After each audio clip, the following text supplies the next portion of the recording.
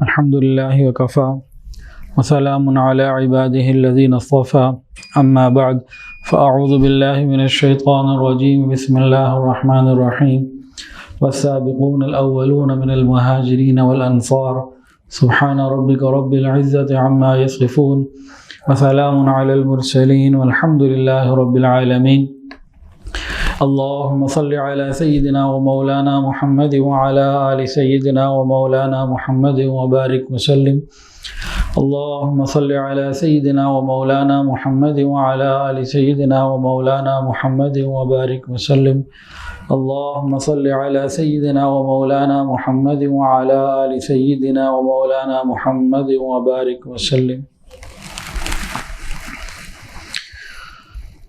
رمضان مبارک کی پہلی رات ہے۔ اللہ رب العزت اس رمضان کی ہمیں صحیح طریقے سے قدر کرنے کی توفیق عطا فرمائے۔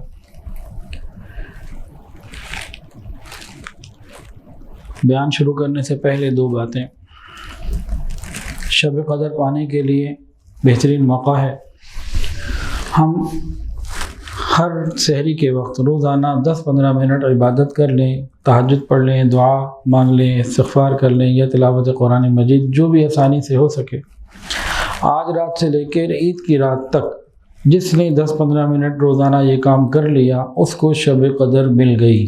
کوئی بھی رات ہوئی رمضان میں وہ اس کو مل جائے گی۔ ایک تو ہمیں یہ کرنا چاہیے۔ دوسری بات، رمضان المبارک میں بے نمازی بھی نمازی بن جاتے ہیں۔ ایک حدیث کے اندر آتا ہے کہ 40 دن تک جو شخص تکبیر اولیٰ کے ساتھ نماز پڑھ لے گا باجماعت، جہنم کی آگ سے برات اور نفاق سے برات۔ تو رمضان میں 29-30 دن تو ہوتے ہی ہیں، 10-12 دن اور جوڑ لیے جائیں اور 40-42 دن پورے کر لیے جائیں، 40 دن پورے کر لیے جائیں تو انشاءاللہ العزیز یہ سعادت بھی مل جائے گی۔ تراویح کے بعد روزانہ انشاءاللہ 15-20 منٹ کا جو یہ سلسلہ ہے مختصر سا، اس میں اس مبارک جماعت کا ذکر ہوگا جس نے اپنی مبارک آنکھوں سے حضور صلی اللہ علیہ وسلم کی زیارت کی۔ صحابہ کرام کا مقام ایسا ہے کہ جس صحابی نے ایک لمحے کی صحبت بھی نبی علیہ السلام کی ایمان کی حالت میں پائی وہ پوری امت سے افضل ہے۔ یہ امت کو نبی علیہ السلام سے جوڑنے والے ہیں، نبی کریم صلی اللہ علیہ وسلم کے ڈائریکٹ شاگرد ہیں۔ تمام صحابہ کرام سے محبت کرنا، ان پر ایمان لانا، یہ ہمارے لیے انتہائی ضروری ہے۔ اس کے بغیر ہمارا ایمان مکمل نہیں ہو سکتا۔ اور تمام صحابہ حق ہیں اور تمام صحابہ جنتی ہیں اور تمام صحابہ کرام سے جنت کے وعدے ہیں اور تمام صحابہ کرام کے گناہوں کو رب العالمین نے معاف کر دیا۔ تمام صحابہ کرام ہمارے لیے ایک بہترین مقام رکھتے ہیں۔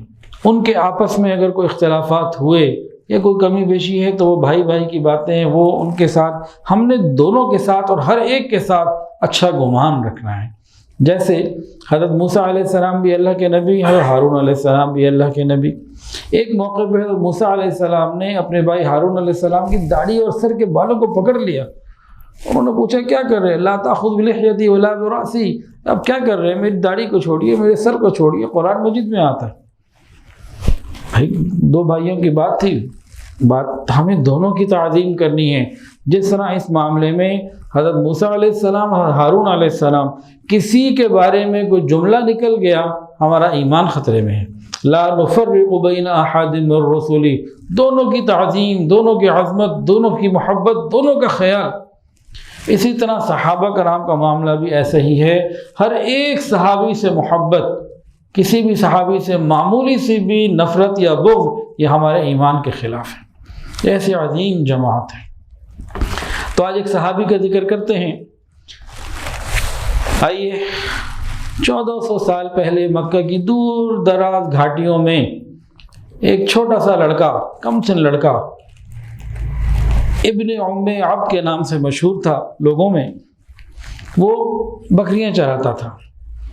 یہ تو سن رکھا تھا کہ کوئی نبی آئے ہیں اور نبوت کا دعویٰ کیے ہے، مکہ کے اندر ایک ہلچل سی نئی پیدا ہے، لیکن وہ غریب، نہ کوئی بڑا خاندان، نہ کوئی اور معاملہ، نہ کوئی مال دولت، ایک شخص تھا عقبہ ابن معیط، اس کی بکریاں وہ لے جاتے اور دور دراز پہاڑیوں میں اور مختلف جگہوں پہ جا کے چراتے۔ صبح سویرے لوگوں کے اٹھنے سے پہلے، دکانیں اور کام کاروبار شروع ہونے سے پہلے مکہ سے نکل جاتے، رات کو آئے، دیر سے آئے تو دنیا والے سو چکے ہوتے تھے، اپنے گھروں میں چلے جاتے تھے۔ تو شہروں کی گہما گہمی اور معاملات سے بہت دور یہ کم سن نوجوان ابن ام عبد، کوئی پہچان سکا ہے تو نام تو اصلی بتائے، انعام لے لے۔ ابن ام عبد کے نام سے مشہور تھے، اگر کوئی ان کا نام بتائے تو انعام لے لے۔ اچھا، یہ کم سن نوجوان اپنی ڈیوٹی پہ تھا، دیکھا دور سے دو بزرگ آ رہے ہیں، دو نورانی خوبصورت چہرے والے ہیں، چہروں پہ کچھ غمگین حالات اور کچھ تھکن کے سے بھی حالات ہیں، کچھ پریشانی کے بھی حالات سے محسوس ہوئے، اور سخت پیاس سے ہونٹ اور خشک ہو رہے تھے ان کے۔ یہ دونوں قریب آئے۔ یہ دونوں بزرگ کون تھے؟ ایک حضور پاک صلی اللہ علیہ وسلم اور ایک ابوبکر صدیق رضی اللہ تعالیٰ عنہ۔ اس نوجوان ابن ام عبد، جن کا اصلی نام ابھی آپ کو بتاتے ہیں، پہلی ملاقات تھی۔ یہ دونوں حضرات ان کے پاس آئے اور دونوں نے آ کے سلام کیا، اور سلام کے بعد کہا، اے لڑکے، ہمارے لیے ان بکریوں کا دودھ نکالو اور ہمیں دودھ پلاؤ تاکہ ہم اپنی پیاس کو بجھائیں اور اپنی رگوں کو تر کر سکیں۔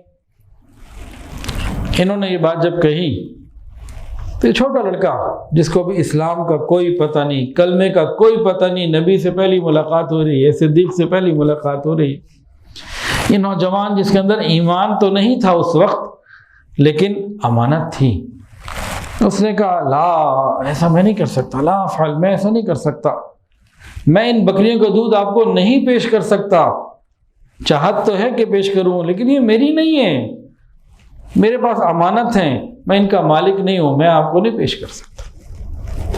اس نوجوان نے یہ کہنے کے بعد چہرے پہ دیکھا، ان دونوں بزرگوں نے اس بات کا کوئی برا اثر نہیں لیا، کوئی ناگواری نہیں آئی، بلکہ یوں محسوس ہوا کہ اس جواب سے وہ خوش ہوئے ہوں۔ بھائی دونوں پیاسے ہیں اور حلق جو ہیں خشک ہیں، رگیں خشک ہیں، دودھ کی طلب ہے اور دودھ مانگا تو انہوں نے منع کر دیا کہ بھائی میں تو ایک ملازم آدمی ہوں، مالک کی اجازت کے بغیر میں نہیں آپ کو دودھ پلا سکتا۔ تو حضور صلی اللہ علیہ وسلم نے جواب سننے کے بعد ان کو، کن کو؟ ابن ام عبد کو کہا کہ کوئی چھوٹی سی بکری ہمیں دے دو جو دودھ دے ہی نہیں سکتی، یہ بھی دودھ دینا جس نے شروع ہی نہ کیا ہو، ایسی بکری ہمیں دے دو، ہم اس سے دودھ نکال لیتے۔ میں کہا ایسا بھی کبھی ہوا؟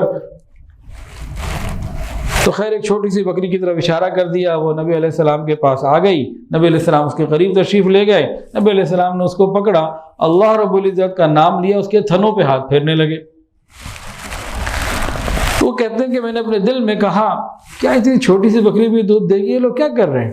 خیر نبی علیہ السلام جو ہے اس کی کمر پہ بھی ہاتھ پھیرا، تھنوں پہ ہاتھ پھیرا، اب جناب اس کے تھنوں کے اندر سے دودھ آیا اور تیزی سے آنے لگا۔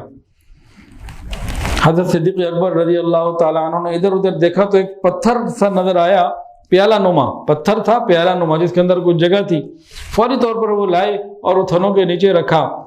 اس کے بعد حضور صلی اللہ علیہ وسلم نے بھی دودھ پیا جی بھر کے، صدیق اکبر رضی اللہ عنہ کو بھی پلایا، اور اس نوجوان لڑکے کو ابن ام عبد کو بھی پلایا۔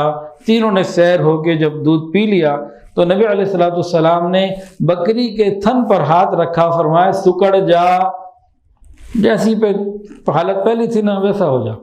وہ جناب واپس اسی طریقے سے ہو گیا۔ حضرت ابن ام عبد نوجوان جو بچہ تھا حیران کہ یہ کیا ہوا۔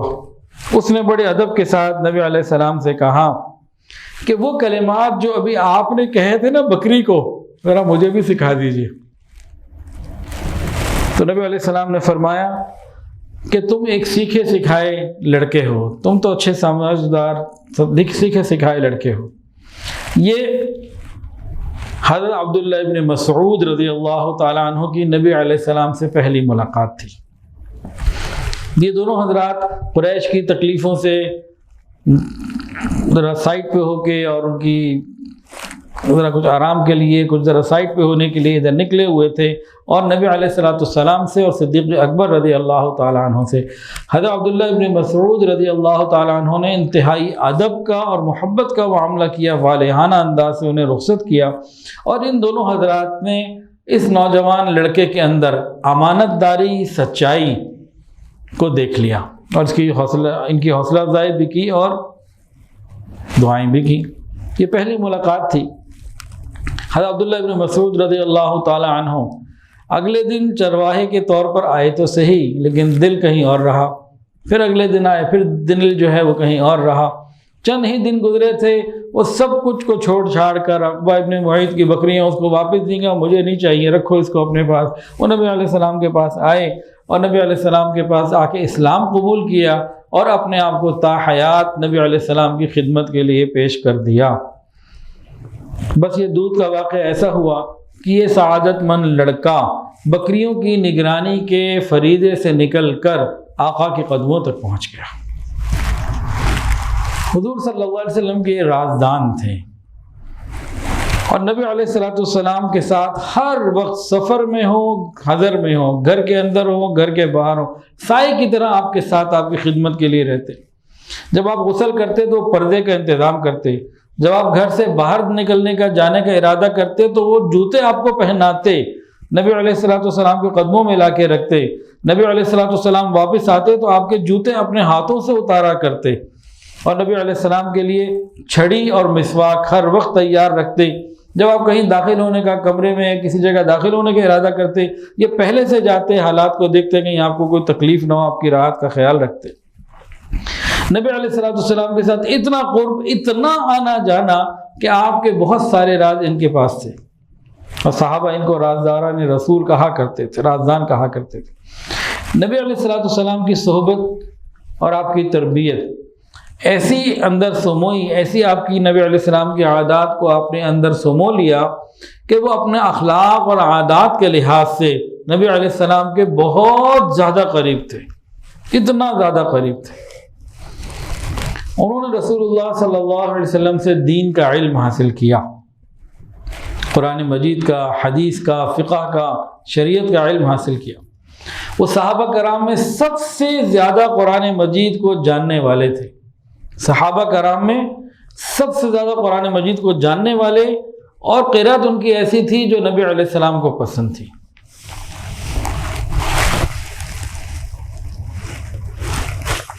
ایک مرتبہ امیر المؤمنین حضرت عمر فاروق رضی اللہ تعالیٰ کا دور حکومت ہے، آپ حج میں تھے، میدان عرفات میں تھے، وہاں ایک حاجی آیا، ملاقات ہوئی تو کہنے لگا میں کوفہ میں دیکھ کر آیا ہوں کہ وہاں ایک صاحب ہیں جو قرآن مجید کو دیکھے بغیر دیکھے قرآن مجید کی تعلیم دیتے ہیں اور لوگوں کو سکھاتے ہیں، سمجھاتے ہیں، املا کرواتے ہیں، قرآن نہیں دیکھ کے نہیں کرتے۔ امیر المومنین کو جیسے ہی پتہ لگا ایک دم غصہ آ گیا کہ من ہوا وہ حق، تیرا ناصر کون ہے؟ وہ تو ڈر گیا، کہنے لگا حضرت وہ تو عبداللہ ابن مسعود ہیں۔ بڑے ڈرتے ہوئے نہ کہا عبداللہ ابن مسعود۔ حضرت عمر فاروق رضی اللہ عنہ نے جیسے ہی نام سنا آہستہ آہستہ بالکل نارمل ہو گئے اور کہنے لگے، فرمایا مجھے نہیں معلوم کیا اس سے زیادہ بھی کوئی اس بات کا حقدار ہے کہ بغیر دیکھے قرآن سکھا سکے۔ پھر کہنے لگا اچھا تمہیں ایک واقعہ سناتا ہوں۔ وہ اپنی ماضی میں چلے گئے۔ حضرت عمر فاروق رضی اللہ تعالیٰ عنہ نے اس شخص کو، حاجی کو، جس نے آ کے کہا تھا کہ کوفہ میں کوئی ایسا بندہ ہے جو بغیر قرآن کو دیکھے قرآن کی تعلیم دیتا ہے، ان کو واقعہ سنایا۔ کہنے لگے میری بات سنو۔ ایک مرتبہ حضور صلی اللہ علیہ وسلم کے پاس صدیق اکبر رضی اللہ تعالیٰ عنہ موجود تھے، میں بھی وہی تھا۔ مسلمانوں کے مختلف امور کے اوپر بات چیت ہو رہی تھی۔ اتنے میں بات چیت مکمل ہوئی تو ہم لوگ چلے، تو جب مسجد کے پاس سے گزرنے لگے تو ہم نے دیکھا اندھیرے کے اندر کوئی شخص ہے، ہم پہچان تو نہ سکے کہ وہ کون ہے، لیکن وہ قرآن پڑھ رہا تھا۔ نبی علیہ السلام نے قرآن مجید کی تلاوت کو کھڑے ہو کے سنا، اور سننے کے بعد ہماری طرف اشارہ کر کے مڑ کے ارشاد فرمایا کہ جو شخص قرآن مجید کو ایسے پڑھنا چاہے جیسا کہ وہ نازل ہوا تو اسے چاہیے کہ ابن ام عبد کی قرأت کی طرح پڑھا کرے، یعنی حضرت عبداللہ ابن مسعود رضی اللہ تعالیٰ عنہ کی طرح پڑھا کرے۔ خیر آپ تلاوت کر کے جب نماز پوری کی تو آپ نے دعا کی. حضرت عبداللہ ابن مسعود دعا کرنے لگے. ان کو نہیں پتا کہ نبی علیہ السلام دیکھ رہے ہیں, 2 اور صحابہ بھی موجود ہیں, تو ان کو نہیں پتا. وہ دعا کر رہے ہیں, نبی علیہ السلام نے آمین کہا. دعا کی صحابی اور رسول نے, نبی علیہ السلام نے آمین کہا. اور نبی علیہ السلام نے فرمایا سل تعطا, تم مانگو دیا جائے گا, تم رب سے مانگو تمہیں ملے گا. سل تعطا سل تعطا. حضرت عمر فاروق رضی اللہ عنہ کہتے ہیں کہ جب میں نے یہ سارا دیکھا نا, تو میں نے اسی وقت ارادہ کر لیا کہ صبح سب سے پہلے عبداللہ ابن مسعود سے مل کر میں انہیں خوشخبری دوں گا کہ رات کو جو آپ دعا مانگ رہے تھے نبی علیہ السلام نے اس پر آمین کہا تھا. کہتے ہیں کہ میں نے صبح سب سے پہلے کوشش کی اور فوراً عبداللہ ابن مسعود کے پاس گیا اور جا کے جو بتانے لگا, اور مجھے پتہ یہ لگا صدیق اکبر مجھ سے پہلے ہی آ کے بتا گئے, وہ تو مجھ سے پہلے یہ نیکی لے گئے. پھر حضرت عمر نے فرمایا خدا کی قسم, میں نے جب بھی کسی نیکی کے کام میں ابوبکر رضی اللہ تعالیٰ عنہ سے آگے بڑھنا چاہا تو ابوبکر نے ہمیشہ مجھے پیچھے چھوڑ دیا. یہ واقعہ انہوں نے سنا ہے. قرآن مجید کے علم کے بارے میں حضرت عبداللہ ابن مسعود رضی اللہ تعالیٰ عنہ کی بات ذرا پڑھیے اور سنیے. خود فرماتے ہیں قسم ہے اس ذات کی جس کے سوا کوئی معبود نہیں, قرآن کریم کی جو آیت بھی نازل ہوئی اس کے بارے میں مجھے اچھی طرح معلوم ہے وہ کہاں نازل ہوئی, کس بارے میں, کس کے متعلق نازل ہوئی. اگر مجھے معلوم ہو جائے کہ کسی آیت کے بارے میں کوئی شخص مجھ سے زیادہ علم رکھتا ہے اور وہاں سفر کر کے جانا ممکن ہو انسانوں کے لیے, تو میں ضرور ان کی خدمت میں حاضر ہو کے دین کا علم حاصل کروں گا. تو قرآن مجید کی ایک ایک آیت کے اوپر ان کا علم تھا, ایک ایک بات کو سمجھنے اور جاننے والے تھے. ان کا ایک واقعہ نہایت عجیب. یہ وہ زمانہ تھا جب کمیونیکیشن کی چیزیں, موبائل فون, ٹیلی فون اور یہ سب چیزیں نہیں تھیں, وائرلیس کا نظام نہیں تھا, آپس میں رابطے جو ہیں وہ فیس ٹو فیس مل کے ہوتے. تو اس زمانے کی بات ہے یہ. حضرت عمر فاروق رضی اللہ تعالیٰ عنہ امیر المومنین تھے اس زمانے میں. اس زمانے میں جب قافلے چلتے تھے نا, تو ہر قافلے میں ایک ایسا بندہ ہوتا تھا جو اسپیکر کا کام دیتا تھا. بہت زیادہ آواز ہوتی تھی, کبیر الصوت, بہت اونچی آواز والے لوگ ہوتے تھے. بعض تو لوگ ایسے بھی اس زمانے میں تھے کہ ان کی آواز 2-2, 3-3 کلومیٹر تک چلی جاتی تھی بغیر ساؤنڈ سسٹم کے. ہماری تو باہر سڑک پہ نہیں جاتی. اس زمانے کی ضروریات کے حساب سے اللہ نے لوگوں کو ویسی ہمتیں اور قوتیں دی ہوئی تھی. تو جب قافلے چلتے تھے نا, تو ہر قافلے میں ایک بندہ ایسا ہوتا تھا جو نا ساؤنڈ سسٹم کا کام کیا کرتا تھا. اب ذرا غور کیجئے, 2 قافلے ہیں, دونوں کو نہیں پتا کہ کون آپس میں اندر کے لوگ ہیں. ایک قافلے میں امیر المومنین حضرت عمر ابن خطاب رضی اللہ تعالیٰ عنہ ہیں, اور دوسرے قافلے میں عبداللہ ابن مسعود رضی اللہ تعالیٰ عنہ ہیں. دونوں قافلے الگ الگ ہیں, دونوں کو ایک دوسرے کے بارے میں علم نہیں ہے, اور دونوں کے اندر ایک بات چیت ہوتی ہے, اور کیا وہ خوبصورت بات چیت ہوتی ہے, سبحان اللہ. سنیے اور مزہ لیجئے اس واقعے کا. حضرت عمر رضی اللہ عنہ جس قافلے میں ہے نا, انہوں نے دیکھا کہ باہر دور ایک قافلہ اور نظر آ رہا ہے. جب قافلہ چلتا تھا نا, تو اس کی دھول اور اس کی چیزوں سے اندازہ ہو جاتا تھا کہ کوئی گروپ آ رہا ہے. انہوں نے محسوس کیا, انہوں نے اپنا جو بندہ تھا نا جس کی آواز بڑی اونچی تھی, اس کو منادی کہہ لیجئے, ساؤنڈ سسٹم کہہ لیجئے, اسپیکر کہہ لیجئے, اس کو کہا بھائی ذرا پوچھو من این القوم, کہ آپ لوگ کہاں سے آ رہے ہو, من این کہاں سے آ رہے ہو, اے لوگ تم کہاں سے آ رہے ہو. وہاں سے عبداللہ ابن مسعود رضی اللہ تعالیٰ عنہ نے اپنے منادی کو کہا کہ کہو من الفج العمیق, دور دراز جگہ سے آ رہا ہوں. انہوں نے پوچھوایا این تریدون, جانا کدھر ہے؟ تو جواب آیا الی البیت العتیق, بیت عتیق یعنی مکہ کی طرف جانا ہے. حضرت عمر تو یہ جواب سن کے گویا نا مزے میں آ گئے. فج العمیق جو پہلے پوچھا, من الفج العمیق, وہ بھی قرآن کا لفظ, الی البیت العتیق یہ بھی قرآن. تو بڑے خوش ہوئے اور جواب سن کے کہنے لگے ان فیہ معالما, یقیناً اس میں کوئی بڑا عالم ہے. انہوں نے کہا اچھا ان سے پوچھو ای القرآن اعظم, ای القرآن اعظم, قرآن مجید کی سب سے عظیم آیت کون سی ہے؟ وہاں سے انہوں نے جواب دلوایا اللہ لا الہ الا هو الحی القیوم لا تأخذہ سنۃ ولا نوم, اللہ وہ زندہ و جاوید ہستی ہے جو تمام کائنات کو سنبھالے ہوئے اس کے سوا کوئی خدا نہیں، نہ وہ سوتا ہے نہ اسے اونگ آتی ہے۔ حضرت عمر نے پوچھا اب اس سے پوچھو بھائی، اب ان سے پوچھو ای القرآن احکم، قرآن مجید کی سب سے زیادہ محکم آیت کون سی ہے؟ ادھر سے جواب آیا ان اللہ یأمر بالعدل والاحسان وایتاء ذی القربى، اللہ عدل احسان اور رشتہ داروں سے صلہ رحمی کرنے کا حکم دیتا ہے۔ حضرت عمر نے کہا ان سے پوچھو ای القرآن اجمع، قرآن مجید کی سب سے زیادہ جامع آیت کون سی ہے؟ ادھر سے جواب آیا فَمَن يَعْمَلْ مِثْقَالَ ذَرَّةٍ خَيْرًا يَرَهُ وَمَن يَعْمَلْ مِثْقَالَ ذَرَّةٍ شَرًّا يَرَهُ، جس نے کوئی ذرہ برابر نیکی کی ہوگی وہ بھی دیکھے گا، ذرہ برابر گناہ کیا ہوگا وہ بھی دیکھے گا۔ حضرت عمر نے کہا اب ان سے پوچھو ای القرآن اجمع اخوف، قرآن مجید کی سب سے زیادہ خوف دلانے والی آیت کون سی ہے؟ جب یہ سوال پوچھے گئے تو ادھر سے جواب آیا لیس بامانیکم من اہل لیس بامانیکم ولا امانی اہل الکتاب۔ کیا جواب آیا؟ لیس بامانیکم ولا امانی اہل الکتاب من یعمل سوءا یجز به ولا یجد له من دون اللہ ولیا ولا نصیرا، انجام کار نہ تمہاری آرزوؤں کی کوئی بات ہے نہ اہل کتاب کی آرزوؤں کی، جو بھی برائی کرے گا اس کو اس کی سزا ملے گی اور اللہ کے مقابلے میں اپنے لیے کوئی حامی و مددگار نہ پائے گا۔ اب حضرت عمر کو نہیں پتا ادھر جواب کون دے رہا ہے، یہ بھی نہیں پتا قافلہ میں ہے کون، بھائی سوال شروع ہو گئے۔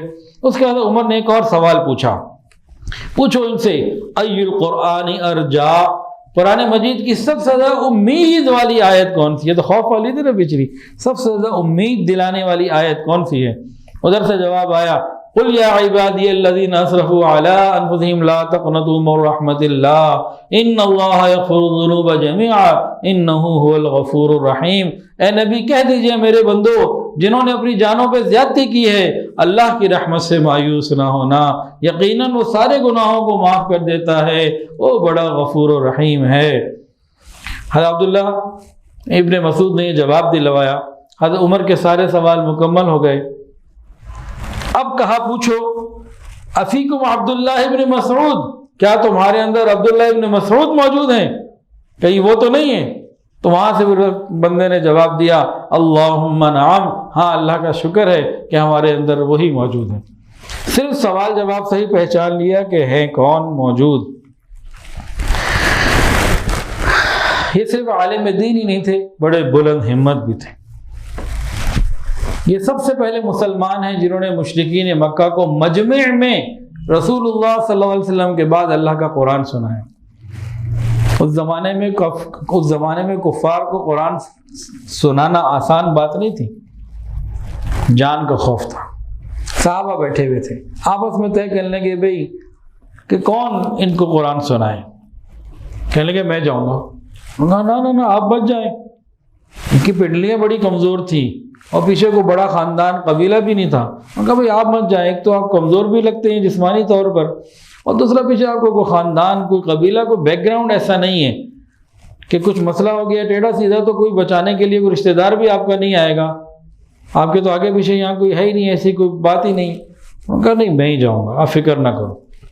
خیر انہوں نے کہا جی میں جاؤں گا، اللہ مہربانی کرے گا۔ تو وہ جو ہے نا با اصرار اپنا انہوں نے نام لکھوایا کہ میں جاؤں گا، اور وہ چاشت کے وقت مسجد حرام میں داخل ہوئے، مقام ابراہیم کے پاس پہنچ گئے، اور بیت اللہ کے پاس بڑے بڑے سردار اس وقت بیٹھے ہوئے تھے، سرداران قریش۔ انہوں نے مقام ابراہیم پر کھڑے ہو کر بلند آواز سے قرآن پڑھنا شروع کر دیا۔ اعوذ باللہ من الشیطان الرجیم، بسم اللہ الرحمن الرحیم، الرحمن علم القرآن خلق الانسان علمہ البیان، قرآن پڑھنا شروع کر دیا۔ ایک دم تو مشرکین کو پتہ نہیں چلا یہ کیا ہے، پھر جیسے ہی انہیں اندازہ ہوا یہ وہ قرآن ہے جو محمد پڑھتا ہے، وہ کہتے ہیں مجھ پہ نازل ہوا۔ اوہو، وہ تو سب کے سب دوڑ پڑے، ان کو اتنا مارا، یہ قرآن پڑھتے رہے۔ جتنا انہوں نے پڑھنا تھا تب ہی رکے جب رکنا تھا، جتنا سوچ کے گئے تھے، مار کھاتے رہے، قرآن پڑھتے رہے، حتیٰ کہ قریش مکہ نے اتنا مارا کہ جسم سے خون بہنے لگا، لہو لہان ہو گئے، اور پھر قریش مکہ نے ان کو چھوڑ دیا، چلے گئے۔ یہ جب واپس مسلمانوں میں آئے، انہوں نے پہلے ہی کہا کہ ہمیں تو معلوم تھا، اندازہ تھا اس بات کا کہ یہ سب کچھ ہو سکتا ہے۔ تو انہوں نے کہا اللہ کی قسم یہ کافر لوگ آج سے پہلے میری نظر میں اتنے ذلیل اور بے وقت نہیں تھے جتنے آج ہیں، اگر آپ کہیں تو میں کل بھی جاؤں۔ انہوں نے کہا نہیں بس کافی ہو گیا۔ حضرت عبداللہ ابن مسعود رضی اللہ تعالیٰ عنہ وہ صحابی ہیں جو انتہائی غریب بھی تھے، جسمانی اعتبار سے کمزور تھی، پتلی پتلی پنڈلیاں بھی تھیں، لیکن اللہ نے اتنے کمزور صحابی سے سب سے بڑے دشمن کی گردن کٹوائی، ابو جہل کی۔ یہ اللہ رب العزت کا ایک نظام ہے کہ سب سے کمزور جو سمجھے جاتے تھے ان سے سب سے قوی کی گردن کٹوائی۔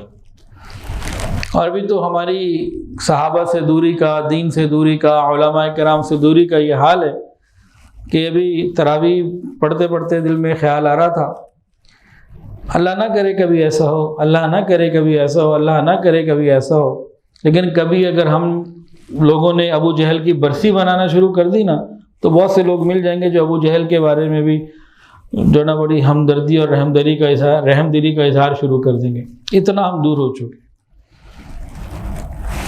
تو ابو جہل کو جہنم واصل کرنے میں اللہ نے ان سے کام لیا، انہوں نے اس کی گردن اتاری اور وہ جہنم واصل ہو گیا۔ اب آخری بات مکمل کر کے، ایک واقعہ مکمل کر کے بات پوری کر لیتے ہیں۔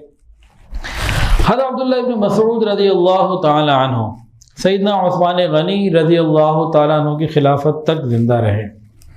جب ان کے انتقال کا بالکل وقت قریب تھا، حضرت عثمان غنی رضی اللہ تعالیٰ عنہ کی عیادت کے لیے تشریف لے گئے، حال چال پوچھا، خیریت پوچھنے کے بعد کہا، ما تشتکی، آپ کو کسی چیز کی کوئی شکایت ہے؟ کہتے ہیں ذنوبی، مجھے میرے گناہوں کی شکایت ہے۔ پھر پوچھا فما تشتہی، کیا کوئی خواہش ہے؟ تو فرمایا رحمت ربی، مجھے اپنے رب کی رحمت کی خواہش ہے کہ بس میری مغفرت فرما دیں۔ حضرت عثمان کہنے لگے کہ میں آپ کو کئی سالوں سے کہہ رہا ہوں اپنے لیے کوئی وظیفہ جاری کروا لو، اب تو آپ کے جانے کا وقت بھی قریب آ رہا ہے، تو آپ مجھے اجازت دیں تو میں آپ کو ماہانہ کچھ وظیفہ آپ کا جاری کرواؤں تاکہ کچھ آتا رہے۔ کہنے لگے لا حاجت علی، مجھے کچھ نہیں چاہیے۔